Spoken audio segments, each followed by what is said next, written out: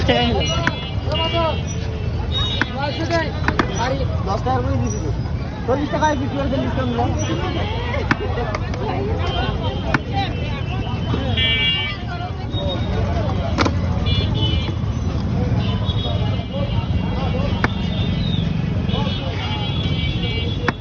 এখানে কি কলিজা দিচ্ছেন? না এখানে কলিজা না। এখানে কলিজা হবে না না? আজকে হবে না, ঘুগনিটা একটু বেশি করে দিন, ঘুগনিটা। কালকে থেকে কলিজা হবে ইনশাআল্লাহ। তাই? হ্যাঁ আল্লাহ তাহলে তো যাতে আমি মিস করে ফেলছি। কালকে আসলে ভালো ছিল। আপনি কালকে আসবেন, সমস্যা কি?